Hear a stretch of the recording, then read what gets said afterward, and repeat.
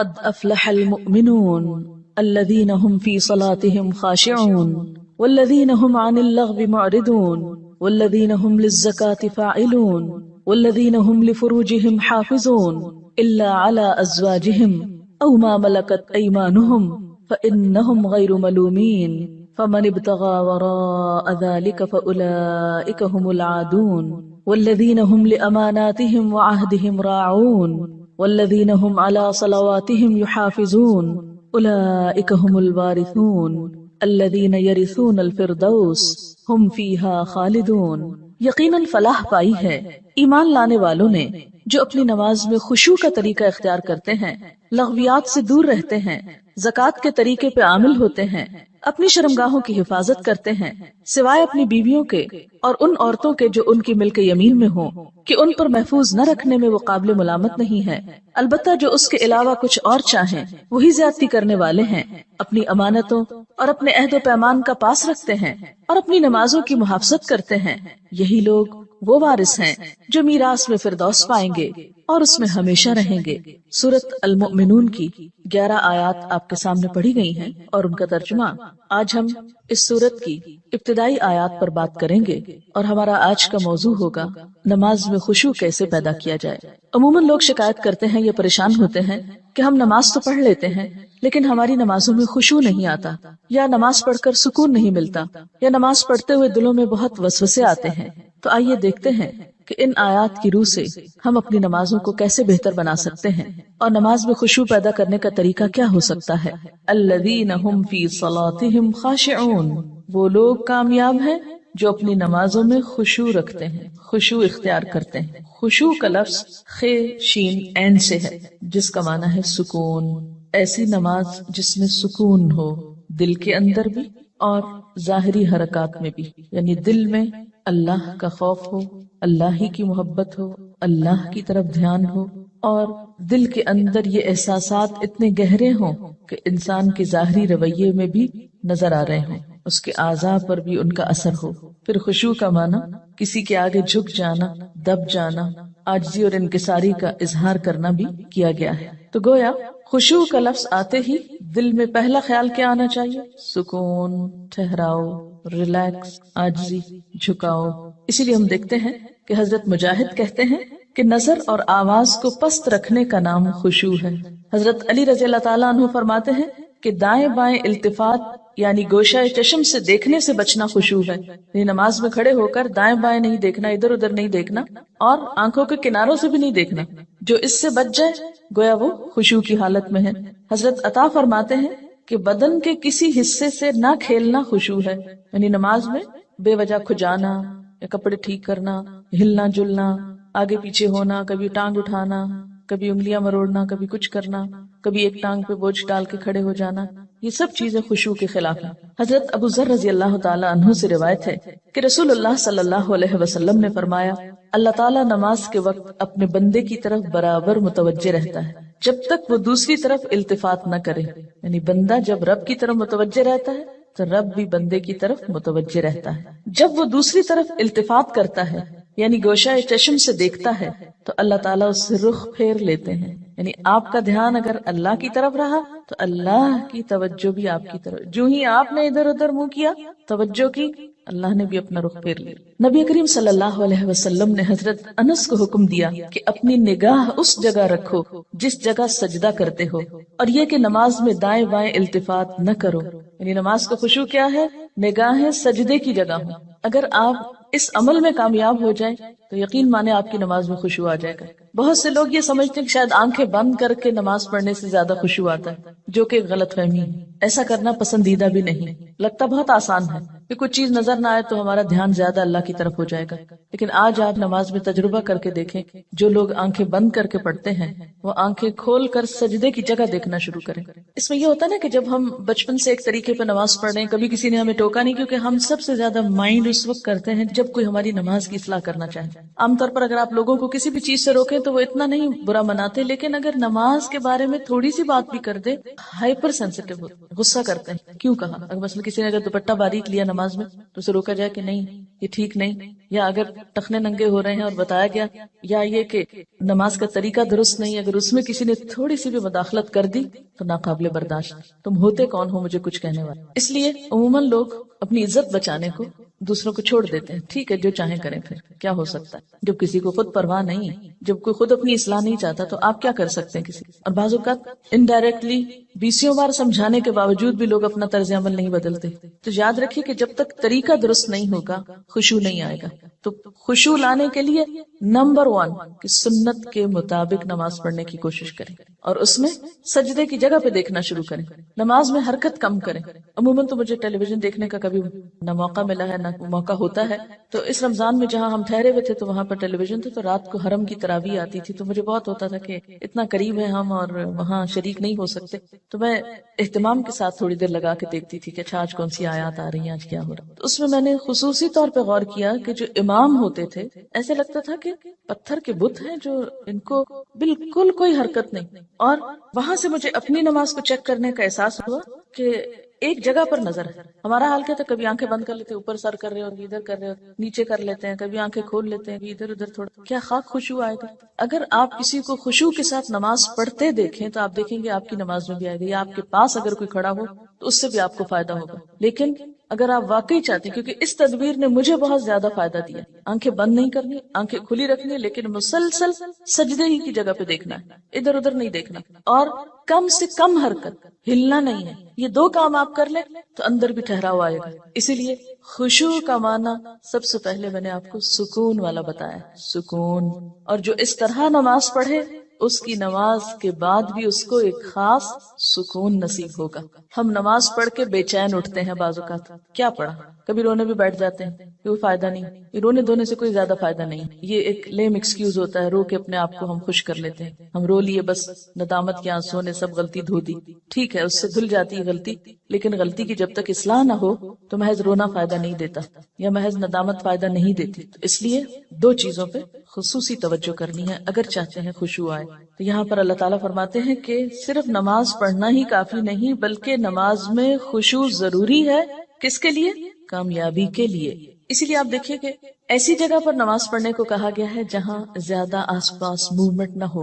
مردوں کے لیے تو بہت ہی اچھا چانس ہوتا ہے کہ مسجد میں چلے جائیں، مسجد میں سبھی نماز پڑھیں، کچھ اور تو وہاں ہو نہیں رہا ہوگا، تو اس میں خشوع پیدا ہونے کا ایک قدرتی ماحول ہوتا ہے. لیکن عورتوں کے لیے کیا پسندیدہ ہے؟ جیسے حدیث میں آتا ہے کہ گھر کے اندر والے حصے میں، یعنی جتنا عام ایکٹیویٹی والے حصے کو چھوڑ کر آپ الگ تھلگ ہو کر نماز پڑھیں اتنا ہی اچھا ہے، کیونکہ اس سے کوئی بیرونی جو انٹرفیرنس ہے یا ڈسٹریکشن کے اسباب ہے وہ نہیں رہیں گے، تو آپ کے لیے آسانی ہو جائے گی. تو جب ہم سکون کے فارمولے پہ عمل کریں گے تو لازمی طور پر پھر ہم نماز میں کچھ اور چیزوں کا بھی خیال رکھیں گے جو عموماً دیکھا گیا ہے کہ لوگ ان کا خیال نہیں رکھتے. تو کن چیزوں سے پھر بچنا ہے؟ مثلا نمبر 1 ہلنا نہیں، نمبر 2 مختلف سمتوں میں جھکنا نہیں.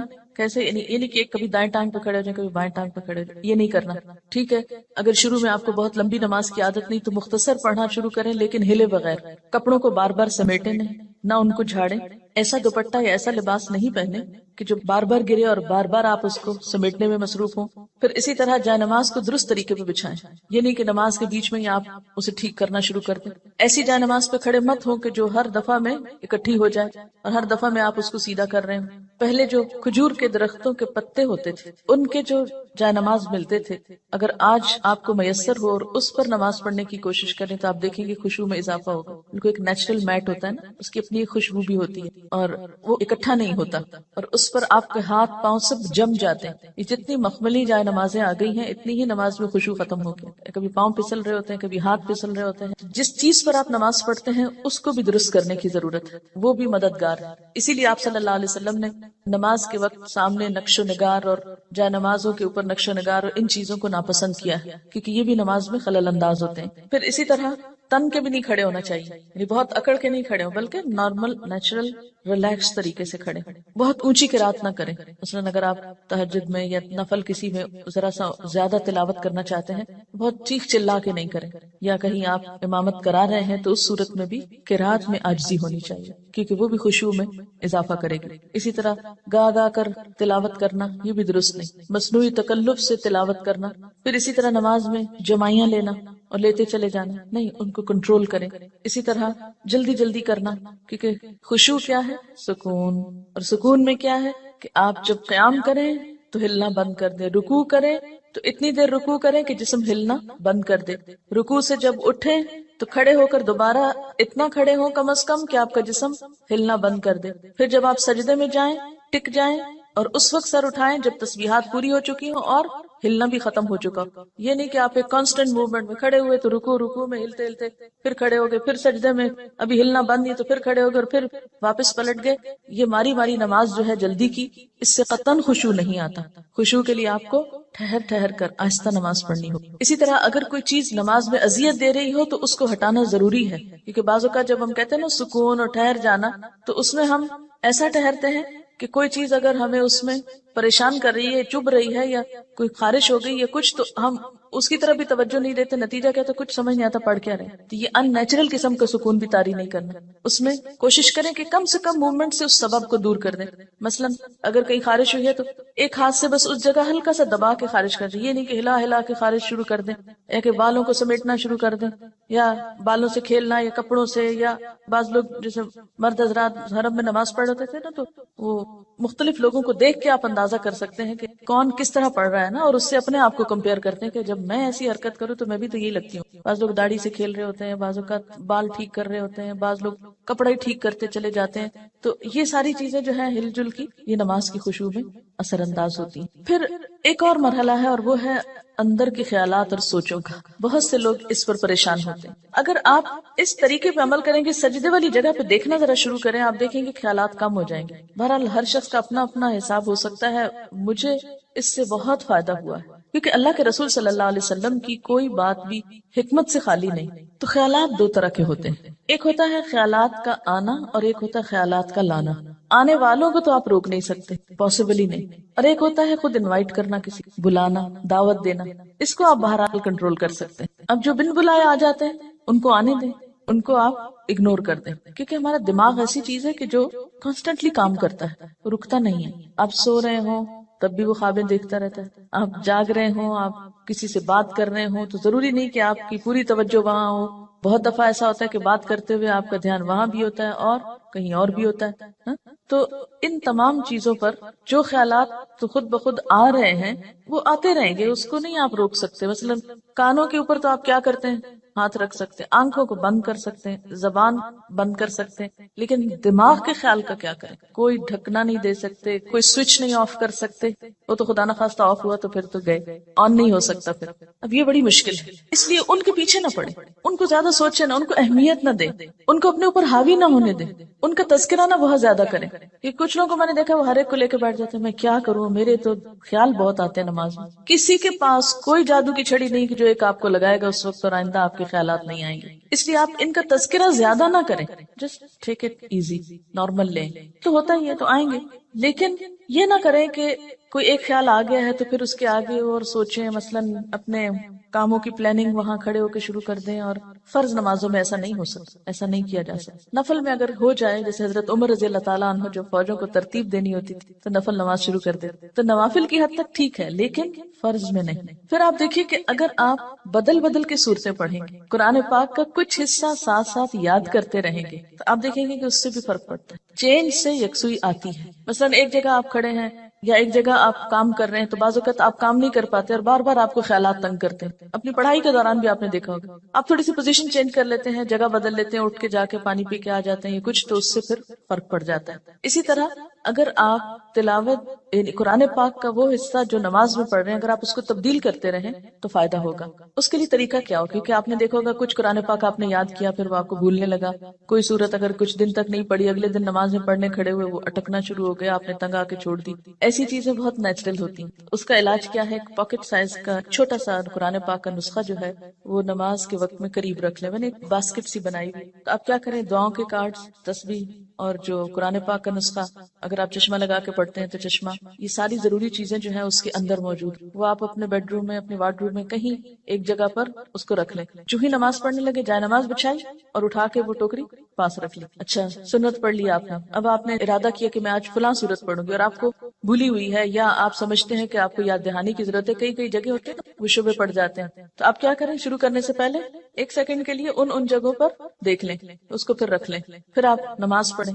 آپ انشاءاللہ وہ صورت بہتر طور پر پڑھ پائیں گے. جب آپ پڑھیں گے تو آپ دیکھیں گے کہ آپ کی واقعی نماز میں خوشی پیدا ہوگی، کیونکہ کچھ عملی تدابیر بھی ہوتی ہیں کہ یکسوئی والی جگہ ہو لیکن ساتھ ایسی چیزیں موجود ہوں. مثلا اگر آپ نوافل پڑھ رہے ہیں اور آپ تھک گئے ہیں بیچ میں، تو بجائے اس کے اپنے اوپر زور زبردستی کر کے پھر کھڑے ہو جائیں، آپ بیچ میں تھوڑا بیٹھ بھی سکتے ہیں، یا یہ کہ سلام پھیر کر آپ دعاؤں کا کارڈ نکالیں، کچھ دعائیں پڑھ لیں، اس میں آپ ریلیکس بھی ہو جائیں گے اور ساتھ یہ ہے کہ دعائیں بھی مانگی جائیں گی اور اگلے 2 نفل جو ہیں وہ زیادہ یکسوئی کے ساتھ پڑھے جائیں گے. تو اس طرح کی کچھ عملی تدابیر جو ہیں وہ آپ کی نماز کو اچھا کر دیں گی. اسی طرح اگر ماحول کو تھوڑا اور خوشگوار بنائیں، مثلا یہ کہ جا نماز کے اوپر اگر آپ تھوڑا سا عطر لگا لیں، یا یہ کہ آپ جھاڑ پٹک کے رکھیں، کچھ عرصے بعد اس کو دھو لیں، صاف کر لیں.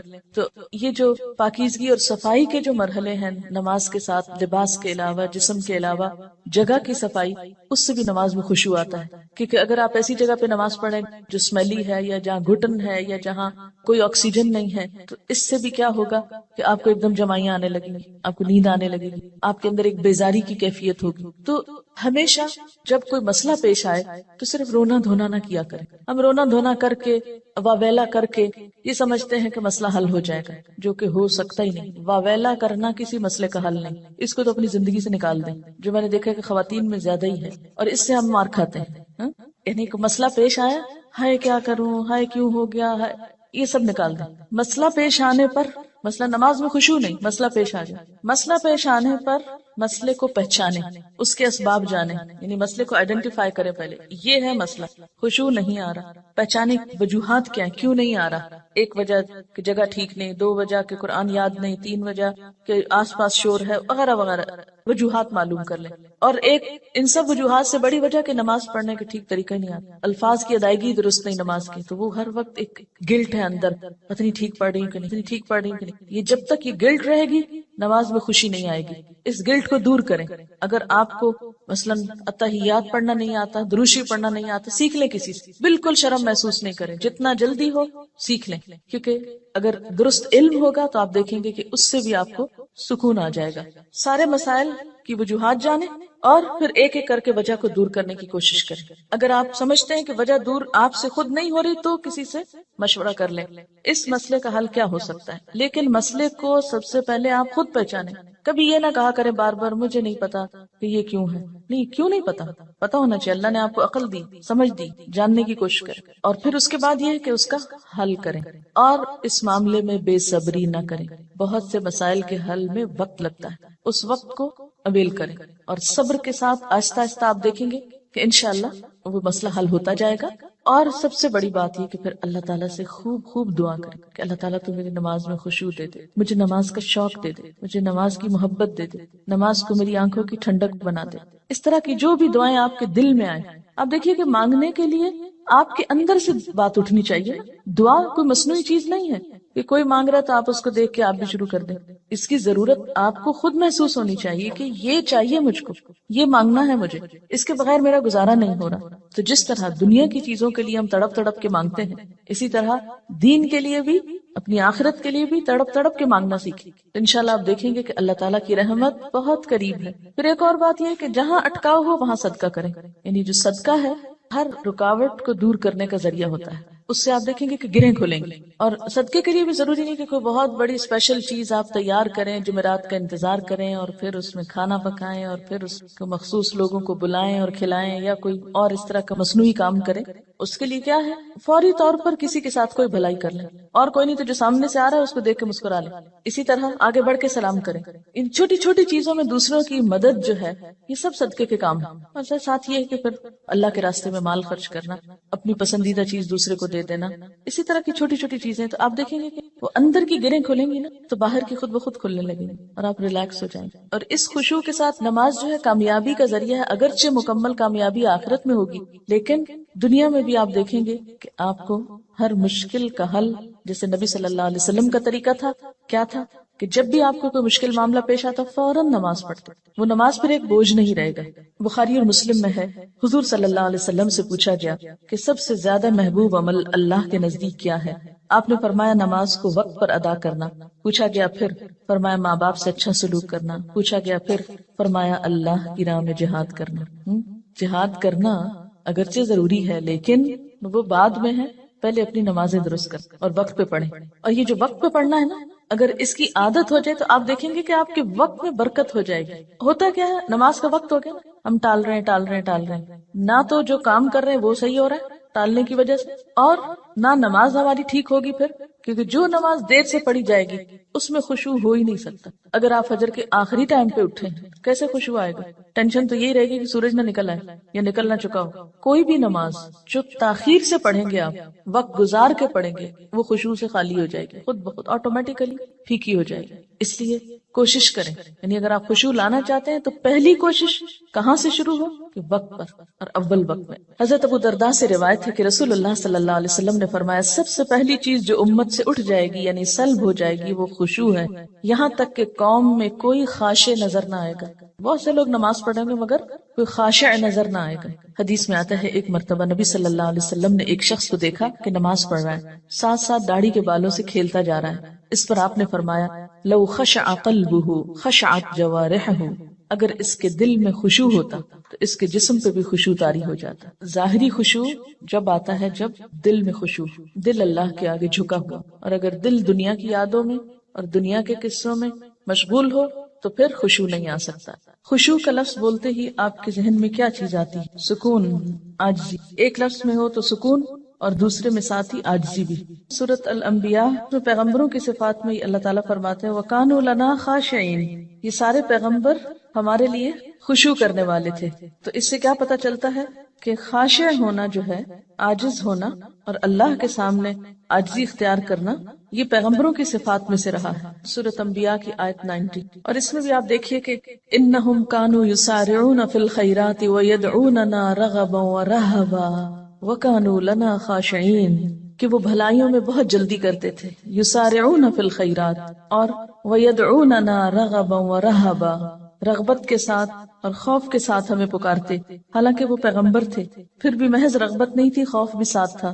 وَكَانُوا لَنَا خَاشِعِينَ، اور وہ ہمارے آگے جھکے ہوئے تھے۔ تو اس سے یہ پتہ چلتا ہے کہ نماز کے اندر خشوع صرف نماز میں ہی جھکنے کا نام نہیں، یا صرف نماز کی حد تک عاجزی اختیار کرنے کا نام نہیں، بلکہ اس کے علاوہ عام روزمرہ زندگی میں بھی یہ اخلاق پیدا ہونا چاہیے، یا عام روزمرہ زندگی میں بھی ہمارے اندر یہ کردار پیدا ہونا چاہیے۔ اب جب سکون کی بات ہوئی کہ کانوا لنا خاشعین، اور خشوع کا معنی اگر سکون کیا جائے اور عاجزی کیا جائے تو عملی زندگی میں کہاں کہاں یہ نظر آئے گا اور کس کس طرح ہوتا ہے کہ جب ہم نماز میں لطف اٹھاتے ہیں تو ایک نماز کا اچھا پڑھنا آئندہ کی نماز کے لیے خود بخود انتظار کی کیفیت پیدا کر دیتا ہے، کیونکہ آپ نے اس کو انجوائے کیا ہوتا ہے۔ اور اگر ایک نماز آپ نے خراب پڑھی تو اس کے بعد دل پہ بوجھ پڑتا ہے، اس بوجھ سے گلٹ آتی ہے، اور پھر انسان کہتا ہے کیا فائدہ، پتہ نہیں پچھلی کا کیا بنا، اب اگلی کیا پڑھوں، بس وہ ایک پھر ڈگمگانے کی اور کشمکش کی کیفیت پیدا ہو جاتی۔ تو ہر نماز اپنی جگہ اہم ہے، اور ہر نماز کے اندر ایسی کوشش ضروری ہے جو اگلی نماز کے لیے ایک تیاری بن جائے، یا ایک گراؤنڈ پریپیئر کر دے، یا اس کے لیے ایک بنیاد بن جائے۔ وہ خشوع صرف نماز میں ہی تو نہیں رہتا نا، نماز میں کیفیت طاری ہوئی، اس کے بعد آپ عام زندگی میں لوگوں سے معاملہ کر رہے ہیں تو اب اس میں کچھ کنٹینیوٹی ہونی چاہیے نا، ٹھیک ہے اس لیول کی تو نہیں، لیکن اس کا اثر زندگی کے دوسرے معاملات پر بھی پڑنا چاہیے، کیونکہ نماز جو ہے یہ ہماری پوری شخصیت کو ریفارم کرتی ہے، اس کی اصلاح کا سبب بنتی۔ نماز کے اندر کی کیفیات باہر پر اثر انداز ہوتی، ٹھہراؤ آنے لگتا ہے نا۔ کسی کا کمنٹ ہے، دو چیزیں اگر ہم خود میں پیدا کر لیں تو دین کے کام میں آسانی ہو جاتی ہے، ہر ماحول میں پرسکون بیٹھ کر دیکھنا، اور ہر عادت اور طبیعت کے لوگوں سے ملنا اور نارمل رہنا۔ یہ ہے وہ تاثیر جو نماز کی خشوع سے آپ کے معاملات پہ پڑتی ہے نا۔ یہ لکھتی ہے کہ 2-3 مواقع جن کا مجھے تجربہ ہوا، ایک تو یہ کہ قریبی رشتہ دار کے انتقال پہ جانا ہوا، کچھ بتانے کی کوشش کی لیکن ایک معتبر خاتون نے سختی سے خاموش کرا دیا۔ میں نے اپنا قرآن لیا، پڑھتی رہی، سوچتی رہی اور واپس آ گئی۔ سوئم پہ گئی تو کتاب میرا جینا میرا مرنا ساتھ لے گئی، خالی صفحات پہ اپنا پیغام ہمدردی لکھا اور یہ کہ جو بھی یہ کتاب پڑھے دوسروں کو بتائے اور مرنے والے کے لیے مغفرت کی دعا کرے. یہ چھوڑ کر آ گئی یعنی میسج کے ساتھ کتاب. 2 مہینے بعد فون آیا ان کی بہو کا کہ جو بھی لوگ دوسرے شہروں سے آئے ہیں میں نے پڑھ کر کتاب سنائی ہے, ہر کوئی کتاب کا مطالبہ کر رہا ہے, جتنی کتابیں انہوں نے مانگی بھجوا دی. لے جانے والے نے بتایا کہ ہر کوئی یہ کتاب لینا چاہ رہا ہے اور میری بیوی ہر ایک کو کتاب سناتی. کام ہو گیا. اگر یہ اس معتبر خاتون کی بات نہ مانتی اور اس وقت الجھ پڑتی تو اس صبر کا یہ جو پھل ملا ہے یہ نہ ملتا. کہتے ہیں نا صبر کا پھل میٹھا ہوتا ہے. اس وقت تو بہت سخت تکلیف سے گزرتا ہے انسان, اور ہم عام طور پر جھلا اٹھتے ہیں کہ نہیں مجھے تبلیغ کا موقع نہیں ملا اور اتنا اچھا موقع چلا گیا. ایک تو یہ کہ اللہ تعالیٰ کے فیصلوں کو اگر قبول کرنا آ جائے نا ہمیں تو زندگی پر لطف ہو جائے. موقع مل گیا الحمدللہ, نہیں ملا تو اس میں بھی کوئی مصلحت ہوگی ضرور. میں اس حال پہ بھی راضی, میں نے کوشش کر لی, اگر چانس نہیں ملا کوئی بات نہیں, لیکن کوشش نہیں چھوڑی.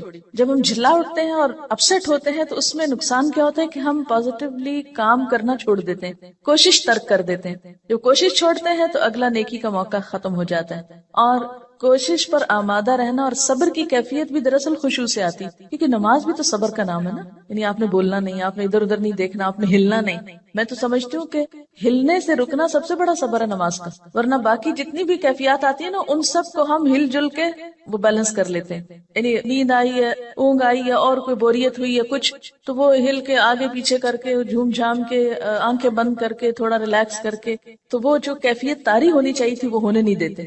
ان کا ایک اور تجربہ ہے, لکھتے ہیں کہ اسی تجربے کے بعد یعنی جس تجربے کا انہوں نے پیچھے ذکر کیا ہے, جب 2-3 منٹ ملے کچھ نہ کچھ کارڈ پر لکھ کر رکھ لیتی ہوں. چونکہ یہ پریکٹیکل ٹپس ہے نا تبلیغ کی, اس لیے میں اس کو آپ سے شیئر کرنا چاہتی ہوں. اور جہاں جاؤں لے جاتی ہوں. اس وقت نہ بھی لوگ پڑھیں تو بعد میں ضرور پڑھتے ہیں. اب مثلاً نے بنایا کہ وما قدر اللہ حق قدرہ, اللہ تعالیٰ کا شکوہ, اور اندر لکھا ہوا ہے اللہ تعالیٰ کا بندوں سے شکوہ, اور نہیں انہوں نے قدر کی اللہ کی جیسا کہ حق ہے اس کی قدر کرنے کا. فرمایا میں اور جن و انس عجیب معاملے پہ ہیں, پیدا میں کرتا ہوں, عبادت کسی اور کی, رزق میں دیتا ہوں, احسان مند کسی اور کے, صحت اور قوت میں دیتا ہوں, شکر گزار کسی اور کے. اب یہ شرک کی نفی کا ایک پیغام ہے. تو اسی طرح اگر آپ کہیں پر بھی ہیں اور گفتگو شروع ہوتی تو آپ کیا کہہ کے انٹروڈیوس کرائیں گے؟ یہ کارڈ ہے میں نے بنایا, مجھے یہ آج بہت اچھی لگی, آپ بھی پڑھ کے دیکھیں. بہت اچھے انداز میں, ہلکے پھلکے انداز میں. لیکن اگر آپ کے اپنے بیگ میں کوئی چیز نہیں دینے کو, محض باتیں ہی ہیں, تو وہ شاید اتنی افیکٹو نہ ہو. اور یہ جہاں رہ جائے گا, جہاں کوئی پڑھے گا, کچھ نہ کچھ ضرور سوچے. اور ایک چھوٹا سا ہلکا سا میسج ہے جس میں کچھ خرچ بھی نہیں آتا. آنکھیں کھول کے جو نماز پڑھنا ہے, اگر اس پر غور کیا جائے تو نماز اصل میں کیا ہے؟ اللہ تعالیٰ سے ملاقات ہے. اگر کسی سے ملاقات کے وقت آپ آنکھیں بند کر لیں تو اسے دیکھ کر کیا محسوس ہوگا؟ یعنی ذرا امیجن کریں نا کہ آپ کسی سے مل رہے ہیں اور کوئی شخص آپ کو دیکھ ہی نہیں رہا, یا سر نیچا اس طرح کیا ہوا ہے کہ کوئی اس کے ساتھ آپ کا کانٹیکٹ فیل ہی نہیں ہو رہا. تو اسی طرح اگر ہم اللہ تعالیٰ کے آگے کھڑے اور آنکھیں بند کر کے کھڑے ہیں, اور آپ یقین کیجئے کہ جو ہی آپ آنکھیں بند کرتے نا تو آپ اپنے خیالوں میں خود بخود کھونے لگتے ہیں. وہ ایک ریلیکسیشن کی کیفیت ہوتی ہے نا فوراً. حتیٰ کہ میں نے یہ تک تجربہ کیا ہے کہ اگر میں نے سجدے پر نگاہ اگر کانشیسلی نہیں رکھی, ذرا سی نگاہیں پھیری تو یوں لگا جیسے گئے. یعنی اگر غور سے سجدے کی جگہ کو فالو کیا جائے تو اس کا ایفیکٹ اور ہے. اور اگر ذرا سی بھی نگاہیں جیسے ہوتی ہے نا کہ فوکس نہیں رہتی اور آپ ادھر ادھر ذرا سے ان کو ڈھیلا کر دیتے ہیں تو اس سے بھی ایک دم یوں لگتا ہے شیطان نے اچک کے لے لیا اپنا حصہ, فوراً خیال بھٹکنے لگتا ہے. یعنی آنکھیں بند کر کے اگر آپ اپنی پوزیشن پہ بھی غور کریں, ابھی تجربہ کر کے دیکھ لیں, تو آپ دیکھیں گے کہ آپ اپنے بارے میں بھی لاسٹ ہو جائیں گے کہ آپ کی پوزیشن کیا ہے. تو کسی سے ملاقات کے وقت آنکھیں بند کر لینا یہ ملاقات کے ادب کے خلاف ہے. تو اللہ تعالیٰ کے سامنے جب انسان کھڑا ہو تو ایک اچھے حال میں کھڑا ہو. انسان کے اندر جب بے سکونی ہوتی ہے تو انسان پھر سکون لغویات میں تلاش کرتا ہے, پھر وہ لغو کی طرف مائل ہوتا ہے. لیکن جب اپنے ذات کے اندر ٹھہراؤ آ جاتا ہے, سکون آ جاتا ہے, تو پھر کیا ہوتا ہے؟ انسان کو ایسی چیزوں سے دلچسپی نہیں ہوتی, اس کا اس میں پھر دل ہی نہیں لگتا. نماز میں جب آپ سجدے کی جگہ پر دیکھتے ہیں تو اس میں آپ کا جو اپنی پوزیشن ہے وہ بھی بہت بیلنسڈ ہو جاتی ہے. نہ تو آپ بہت زیادہ سر جھکا بیٹھتے ہیں, نہ آپ سر زیادہ اٹھا سکتے ہیں. یعنی بالکل ایک صحیح اینگل پہ آپ جا کے ادب اور احترام کے ساتھ کھڑے ہوتے ہیں. انسان کے اندر اللہ نے یہ رکھا ہے عبادت کا جذبہ اور جھکنے کا, لیکن انسان کی جو انا ہے اور سرکشی ہے وہ اس کو ختم کر کے رکھ دیتی ہے. اصل میں نماز میں ایک طرح سے وہ آپ کی ایکسرسائز ہو رہی ہوتی ہے نا, سکون سے کام کرنے کی بھی, کیونکہ موجودہ دور کی جو زندگی ہے اس میں ہر طرف حرکت ہی حرکت ہے, شور ہی شور ہے, ہنگامہ ہے. آج کے دور کی زندگی ایک فاسٹ لائف ہے نا, ایک ہنگامہ خیز زندگی. اس میں شعوری سکون حاصل کرنے کے یا شعوری سکون کی کیفیت طاری کرنے کے موقع بہت کم آتے ہیں. ایک ہوتا ہے نا کہ نیچرلی آپ کو ایک انوائرنمنٹ مل جائے پیسفل. نماز بھی آپ پڑھتے ہیں تو آپ کو محنت لگتی ہے سکون طاری کرنے کی، اپنے اندر ایک خاموشی اور ایک ٹھہراؤ پیدا کرنے کی. تو جب نماز کے اندر آپ کنسنٹریشن اختیار کرتے ہیں یا کنسنٹریشن لانے کی پریکٹس کرتے ہیں تو اس سے آپ کی زندگی میں جو دوسرے کام ہیں ان میں بھی آپ کو کنسنٹریٹ کرنے کا بہتر موقع ملتا ہے. یعنی ایک کنسنٹریشن ایکسرسائز بھی ہے. یہ بہت سے طالب علم کیا یہ سوال نہیں کرتے کہ ہم پڑھتے ہیں لیکن ہمارے خیالات ہی ادھر ادھر بھٹکتے رہتے ہیں؟ اس لیے کہ ہمیں بچپن سے ایسی کوئی ایکسرسائز کرائی ہی نہیں گئی. بچوں کو جب ہم نماز شروع کراتے ہیں تو ہم صرف اس پہ ہی خوش ہو جاتے ہیں کہ وہ 2-4 سجدے ڈالنے لگ گئے ہیں. یہ نہیں کوشش کرتے کہ ان کو اس طرح سکھائیں. اگر آپ سب اپنے اپنے گھر میں یا آس پاس جو بھی ہو بچوں کو نماز پڑھتا دیکھیں، صرف پیار سے تھوڑی سی بات کریں کہ نماز میں آپ نے صرف اس جگہ دیکھنا ہے. میرے خیال ہے کہ بچوں کے اندر بھی جو ہائپر ایکٹیویٹی ہے، ہر وقت اچھل کود ہنگامہ، اس کو بھی اس طرح کنٹرول کیا جا سکتا ہے کہ اگر دن میں 5 دفعہ وہ ٹک کے ایک جگہ چاہے چند لمحوں کے لیے ہی وہ دیکھیں ایک خاص مرکز پر. آپ کو پتا کہ ہپنوٹائز کرنے کا طریقہ کیا ہوتا ہے؟ ایک نقطے پہ دکھاتے ہیں نا، ایک نقطے پہ کہتے ہیں کہ دیکھتے جاؤ دیکھتے جاؤ دیکھتے. یہ جو ہائپر ایکٹیویٹی یا بے چینی کا جو ہے یہ پورے دنیا اس کا شکار ہو رہی ہے، اور پاکستانی قوم کو بھی اگر آپ دیکھیں اوور آل تو ہم ایون کلاس میں اکثر دیکھتی ہوں تو میں کہتی ہوں نا کہ آپ اسٹل ہو جائیں تھوڑے تاکہ آپ پڑھ سکیں. تو جاپان میں بچوں کے اوپر وہ کہتے تھے کہ ان کی جو ینگ جنریشن ہے وہ بہت امپلسو ہے اور ایک دم یعنی فوراً ریئیکشن کرتی ہے. تو وہ یہ سوچ رہے تھے کہ وہ ان کو کس طریقے سے سیلف کنٹرول کرنا سکھائیں. اور اس میں انہوں نے آف کورس کچھ ریسرچز کر کے کہا تھا کہ اگر یہ صبح میں کوئی ردم والی چیز باواز بلند پڑے اور نیچر کے زیادہ قریب جائیں. اور میں یہ سوچ رہی تھی کہ اللہ سبحانہ تعالیٰ کتنی خوبصورتی سے ایک سیلف کنٹرولنگ کا کتنا خوبصورت ایک اکوپمنٹ دے رہے ہیں، ایک اسٹریٹجی دے رہے ہیں کہ بس یہ اگر کریں، اور تلاوت ہے اور پھر فوکس ہے ایک فوکل پوائنٹ پہ. اور اگر اس طریقے سے بچوں کی تربیت کی جائے تو نو ونڈر کہ انشاءاللہ اگلی جنریشن جو ہے وہ تو کم از کم سکون والی ہے اور جو امپلسو بیہیویئرز ہیں وہ نہ ہو پائیں. خشوع کا اثر ہمارے باہمی قریبی تعلقات پر بھی پڑنا چاہیے. قریبی رشتہ داروں، دوستوں، ملنے جلنے والوں سے معاملہ کرتے وقت ہمارے اندر عاجزی، انکساری، سکون اور خشوع کا مظاہرہ ہونا چاہیے. جب انسان قرآن پڑھنے لگتا ہے یا دین کی طرف آتا ہے تو لازمی طور پر دل میں ہلچل پیدا ہوتی. جیسے پانی کے اندر آپ ایک پتھر پھینکتے ہیں تو اس سے ایک شور اٹھتا ہے، پھر آہستہ آہستہ وہ پتھر نیچے اترتا ہے، تہ میں جا کے بیٹھتا ہے، پھر وہ جم جاتا ہے وہاں، پھر اس پر کائی آنے لگتی ہے، پھر اگر کوئی اس پہ پاؤں رکھے وہ تو پھسل سکتا ہے لیکن وہ اپنی جگہ سے نہیں ہلتا. تو بالکل اسی طرح ہمارے اندر بھی ایک ایسا سکون اور ایک ایسی کیفیت آنی چاہیے کہ ہم کسی کی بات کے جواب میں کسی کے ساتھ معاملہ کرتے وقت ایسا نیگیٹو ریئیکشن شو نہ کریں کہ دین کی ایک بدترین مثال پیش کریں. ایمان کے لطف اور حلاوت محسوس ہوتی ہے نا ان آیات کو پڑھ کر. یعنی اس خشوع کا اثر زندگی پر پڑنا چاہیے نا. نماز میں کیا ہوتا ہے؟ دل میں اللہ کی یاد ہے، زبان پہ اللہ کا ذکر ہے اور ایک ٹھہراؤ ہے.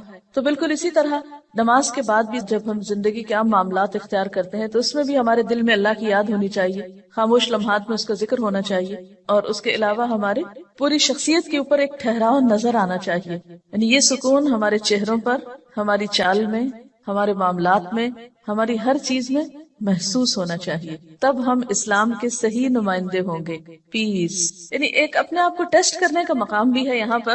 افلاح اور فلاح میں کامیابی دنیا اور آخرت دونوں کی ہے. تو دنیاوی اعتبار سے کامیابی کا مطلب یہ نہیں ہے کہ ہم دنیاوی اعتبار سے کسی بہت بڑے اسٹیٹس کے حامل ہو جائیں. اصل کامیاب انسان وہ ہے کہ جس کے اپنے اندر سکون اور جس کی زندگی میں ایک خاص قسم کا وقار ہے. وہ کہیں پر بھی ہے، من پسند حالات میں ہے یا ناپسندیدہ حالات میں ہے، لیکن وہ ٹھہرا ہوا ہے. طوفان آ رہا ہے، آندھی آ رہی، کچھ آ رہا ہے، وہ ٹھہرا ہوا ہے، وہ پرسکون ہے، اس میں ایک جماؤ ہے. یہ ہے دراصل کامیابی. یعنی آخرت کی کامیابی تو کل پتہ چلے گی، لیکن آج اپنے آپ کو ٹیسٹ کر کے دیکھیں کہ کیا یہ کیفیت پیدا ہو رہی ہے. اس میں پھر آپ دیکھیں گے اس کا اثر آپ کی گفتگو پر بھی پڑے گا، آپ کے معاملات پہ پڑے گا، لین دین پہ پڑے گا، حتیٰ کہ لسننگ کی ہیبٹ جو ہے اس پر بھی پڑے گا کہ ہم سکون سے سنیں گے. ورنہ کیا ہوتا ہے، آدھی بات سنتے ہیں اور آدھی بات سننے سے پہلے ہی جواب بھی شروع کر دیتے ہیں، اور یہاں سے معاملات میں گڑبڑ اور جھگڑے شروع ہو جاتے ہیں، اور سنانے والے کو چپ کرانا پڑتا ہے کہ ایک دفعہ سنو. تو اس سے پتہ چلتا ہے نا کہ ایک شخصیت میں گہرائی پیدا ہوتی، شیلونس ختم ہوتی. جو گہرا برتن ہوتا ہے تو اس میں اگر پانی ہو تو جتنا بھی آپ اس کو ہلائیں چھلکائیں، جتنے بھی اس کو جھٹکے لگائیں، کیا ہوتا ہے؟ باہر نہیں آتا، وہ اندر ہی اچھل کے اندر ہی بیٹھ جاتا ہے. لیکن جب شیلو برتن ہوتا ہے، کم گہرا ہوتا ہے، تو تھوڑا سا پانی بھی اس کے اندر نہیں ٹک کے رہتا، فوراً باہر چھینٹے آتے ہیں۔ خشوع کے ساتھ پھر روب بھی آتا ہے۔ حضرت عیسیٰ علیہ السلام کے بارے میں آتا ہے کہ وجیہن فی الدنیا والآخرہ، تو پھر وہ ایک وجیح شخصیت جو ہے وہ جنم لیتی۔ اب آپ دیکھیں کہ اتنی ساری صفات ہیں، سب سے پہلے خشوع کا ذکر کیوں آیا؟ کیونکہ اگر یہ پیدا ہو گیا تو باقی چیزیں خود بخود پیدا ہوتی جائیں گی۔ نماز میں اگر وہ خاشع ہیں تو عملی زندگی میں جتنی بھی ٹیمپٹیشنز ہیں، جتنی بھی ڈسٹریکٹ کرنے والی چیزیں ہیں، ان سے وہ بچنے کی صلاحیت ان کے اندر پیدا ہو گئی۔ اسی لیے لغو سے بھی اعراض کر رہے ہیں، کیونکہ اگر نماز میں خشوع نہیں تو لغو سے بچا نہیں جا سکتا۔ پھر جب لغو سے بیزاری ہوتی ہے تو کچھ کرنا تو ہے، اس لیے ہم للزکاۃ فاعلون، تزکیہ کے کاموں کی طرف ان کی سرگرمیاں بڑھ جاتی ہیں، اچھائی اور بھلائی اور خیر کے کاموں میں سرگرم ہو جاتے ہیں۔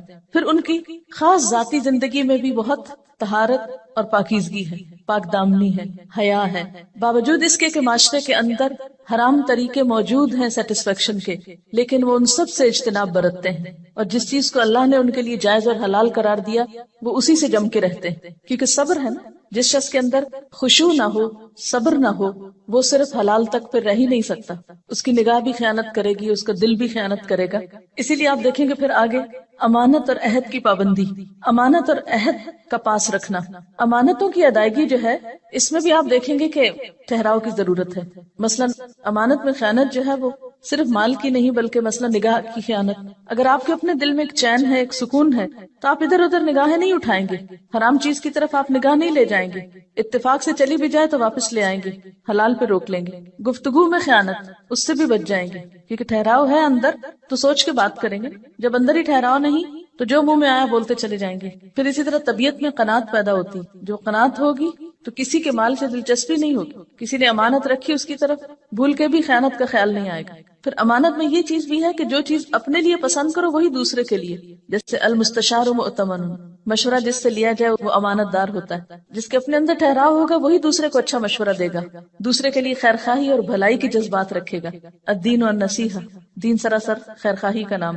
اور اگر آپ کے اپنے اندر وہ سکون نہیں، وہ سوچنے سمجھنے کی صلاحیت نہیں، تو دوسروں کے معاملے میں آپ کے فیصلے بے صبری پر مبنی ہوں گے، جس کی وجہ سے آپ بار بار خیانت کا مرتکب ہو سکتے ہیں۔ پھر اسی طرح اپنی ڈیوٹیز کو پورا کرنا، یہ بھی ایک ٹھہراؤ والا شخص ہی کر سکتا ہے، ورنہ اپنی ذمہ داریوں کے اندر بھی خیرخواہی نہیں ہو سکتی۔ عہد کی پابندی بھی وہی کر سکتا ہے جس کے اندر ایک ٹھہراؤ ہو، جو رک کے سوچ سکے۔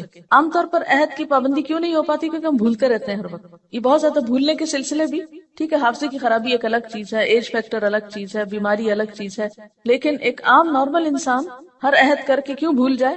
اس لیے کہ وہ فوکسڈ نہیں ہے، وہ اپنے کاموں میں اپنی زندگی میں آرگنائزڈ نہیں ہے۔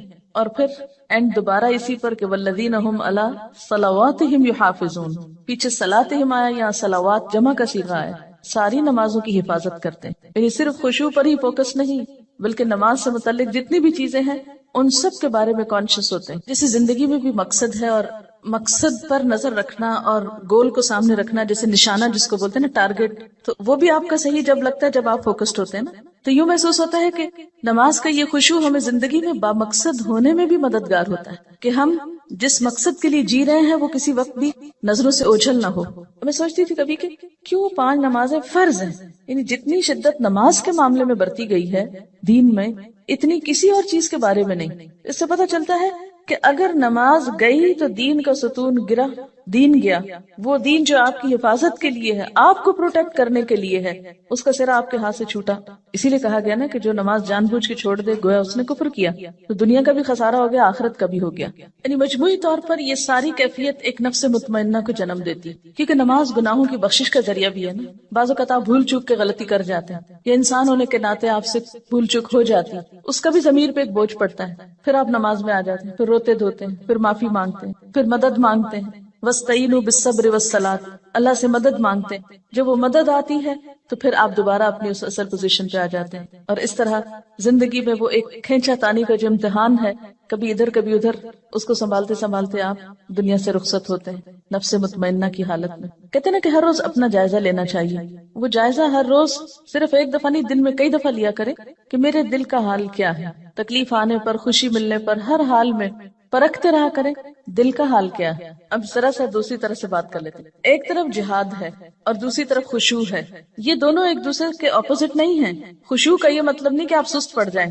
خشوع ایکٹیو ہوں گے تو آپ کو خشوع نصیب ہوگا۔ کیا نماز میں ایک جگہ پر کنسنٹریٹ کرنا اور ہلنے سے پرہیز کرنا کیا بذات خود یہ ایک جہاد نہیں؟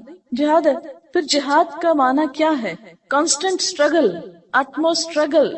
تو آپ کی کوششوں میں کنسسٹنسی، آپ کی کوششوں میں استقامت، استقرار کب آ سکتا ہے؟ جب آپ فوکسڈ ہوتے ہیں. اگر آپ کا ذہن ہی منتشر ہے، آپ کو کسی پل چین ہی نہیں، تو بڑے سے بڑا جہاد کریں آپ کیا کریں گے؟ کچھ بھی نہیں کر پائیں گے.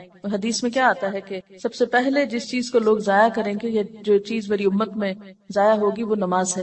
یوں لگتا ہے نا کہ اصل چیز کی اسٹرنگ کٹ گئی تو ہر چیز بے ربط ہو گئی، بے موقع ہو گئی. جب نماز نہ رہی، نمازوں کو ضائع کیا گیا یا ان کی حفاظت نہیں کی گئی یا ان کے اندر خشوع نہیں رہا، تو نتیجہ کیا ہوا؟ یعنی افراد اور امت اپنے مقصد سے ہٹ گئے، ان فوکسڈ ہو گئے. وہ چیز جو ان کی زندگی میں ایک روح پیدا کرنے والی تھی، جس کی وجہ سے وہ جہاد یا کوشش کی روح زندہ تھی، ختم ہو گئی. کسی نے پھر قبلہ دولت کو بنا لیا، کسی نے ملک فتح کرنے کو، کسی نے کوئی اور جنگ لڑنے کو. تو جب اللہ کی یاد ہی نہ رہی، باقی وہی سامنے نہ رہا، تو پھر تو قبلے مختلف ہو گئے. پھر اختلافات اور جھگڑے اور فساد اور انا پرستی اور بہت سی چیزوں نے جنم لیا. جسے جہاد کا بھی پہلا سٹیپ یا پہلا درجہ اپنی ذات ہے. اور اپنی ذات کا جہاد کیا ہے؟ نفس امارہ کو کنٹرول کرنا. نماز بہترین طریقہ ہے نفس امارہ کو کنٹرول کرنے کا، اگر صحیح طریقے پہ پڑھی جا رہی. نفس امارہ کی خواہشات میں کیا کچھ آتا ہے، ان سب چیزوں سے پرہیز ضروری ہے نماز کے اندر. تو وہ ایک مسلسل ٹریننگ ہے آپ کی. دیکھیں کہ ایک مومن کی ٹرو پکچر سامنے آتی ہے. اس کے اندر تو خشوع ہے لیکن باہر ایکٹیو ہے. باہر وہ مجاہد نظر آتا ہے اور اندر سے ٹھہرا ہوا ہے. اندر سے آپ گڑے ہوئے ہوں گے، ٹھہرے ہوئے ہوں گے، تو ہی باہر آپ کام کر سکیں گے. اگر اندر بھی ہل جل ہے تو باہر سستی آ جائے گی. یہ اندر کا سکون اور باہر کی ایکٹیویٹی ایک بیلنس قائم کرتی ہے شخصیت میں. اگر اپوزٹ ہو جائے تو نقصان، اور اگر دونوں میں سکون آ جائے تو نقصان. یعنی ایک پرفیکٹ پرسنالٹی کیا ہے؟ اندر سکون ہے، باہر کام ہے، باہر ایکشن ہے. اگر باہر سکون آ جائے اور اندر بے چینی ہو، جو عام طور پر ڈپریشن میں ہوتا ہے کہ اندر آپ کھول رہے ہیں اور باہر سے بیکار بیٹھے ہیں یا گولیاں کھا کے سوئے ہوئے ہیں یا نم ہیں، تو وہ تو زندگی نہیں. یا اگر دونوں ہی ایکٹیو ہیں، اندر بھی ہلچل ہے، باہر بھی ہلچل ہے، تو بھی آپ ایک متوازن پرسنالٹی نہیں ہے. تو ساری آپشنز کو آپ دیکھیے. تو بہترین آپشن کیا ہے؟ اندر خشوع اور باہر کام. کسی نے لکھ کے بھیجا ہے سورۃ المؤمنون میں خاشعین کی ایک ٹپ میں آپ نے بتایا تھا کہ سجدے والی جگہ پر کنسنٹریٹ کرنا تھا. یہ سن کر میں نے اپنی زندگی اور نماز میں اس کو اپلائی کیا اور بہت فائدہ ہوا. یہی بات ایک دفعہ میں نے ایک میگ میں پڑھی تھی کہ زمین کو یا ایک ہی جگہ پر کنٹینیوسلی دیکھنے سے، اسپیشلی زمین کو دیکھنے سے، ہمارے خیالات اس میں ایبزارب ہوتے ہیں. کیونکہ کھلی آنکھوں سے آنے والے خیالات ذہن میں ریز کی شکل میں ایبزارب ہوتے ہیں، اور بند آنکھوں میں وہی خیالات امیجنیشن کی شکل اختیار کر لیتے ہیں.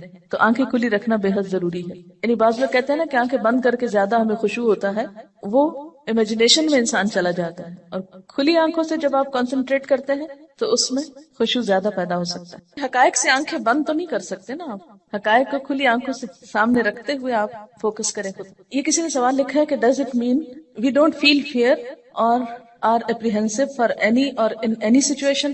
یعنی اس کا مطلب یہ ہے کہ اگر ہم خشوع اختیار کریں تو کبھی زندگی میں ہمیں کوئی ہمارے اوپر بے چینی یا کوئی ایسی کیفیت آ ہی نہیں سکتی یا ہمیں کوئی خوف محسوس نہیں کرنا چاہیے. نہیں، وہ ایک قدرتی بات ہے. کوئی بھی آپ ناپسندیدہ چیز سنیں گے، کوئی بھی آپ خوف دلانے والی، بے چین کرنے والی خبر سنیں گے تو کیفیت تو آئے گی. کہ اس کا علاج کیا ہے، کیا بتایا گیا؟ یعنی یہ نہیں کہا کہ یہ کیفیات آئیں گی نہیں، کہ یو ڈونٹ فیل فیئر. خوف ہوگا، آپ کے تفکرات ہوں گے، آپ کی وریز ہوں گی، لیکن جو ہی کچھ ایسی کیفیت آنے لگے اور ابھی فرض نماز کا وقت دور ہو تو ان بٹوین کیا کرو؟ پھر مصلی پہ آ جاؤ، پھر فوکس ہو جاؤ، پھر اس سے مانگو، ٹھہراؤ آنے لگے گا.